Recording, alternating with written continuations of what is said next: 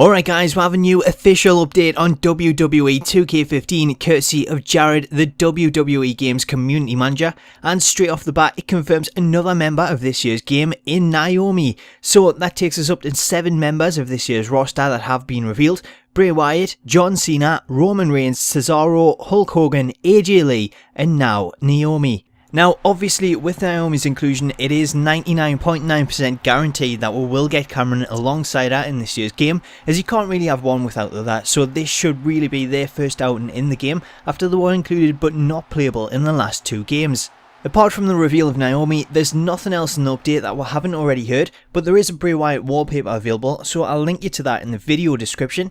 And that's all for Jared's update, but the good folks over at videogamer.com have a new article up, which you'll find a link to in the video description, and the editor of the article, Simon Miller, is someone that I know from his time working at THQ UK, and he's a really big fan of wrestling and an actual wrestler himself, so of all articles on the game, after reading this and seeing him excited for the game, I know we're waiting for something good this year. First up, a lot of the article covers what we've already heard from Game Informer, but the article does note that there is an obvious step up in the graphics this year on current gen, which is good news for PS3 and 360 gamers, with better textures and even the material on clothing, along with Daniel Bryan's beard. However,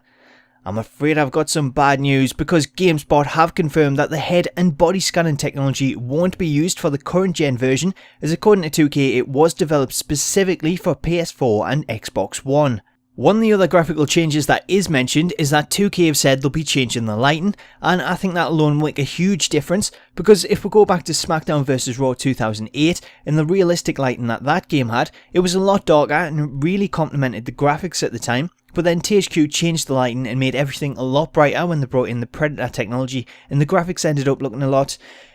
not so much cartoony but less realistic, so changing to a realistic style of lighting I think will give a much better presentation in my opinion. Switching to next gen, and it appears that the John Cena model that showed off the facial expressions was all that was actually shown of the game on next gen platforms, but the article does note that it almost looks real and you can even see the dimples on his face, which just goes to show how realistic the next gen version looks set to be. As for audio, as mentioned before, Cole and King have recorded audio together this year, which allows them to have more conversation between themselves instead of the one-line question and answers, with 30 to 35 hours of audio per announcer. And the ring that was set up in the mocap studio to record new animations, that too has had sound recorded for individual moves, so now when you see someone perform a backdrop, the sound effect won't just be a generic sound of someone hitting the mat, it'll be the actual sound of someone hitting a backdrop. So there we go, that's all the news from these articles, but going back to Jared's update, we were promised more news today, but with him noting that his update was originally set for Thursday but he posted it last night due to the information already starting to come out in the Game Informer article,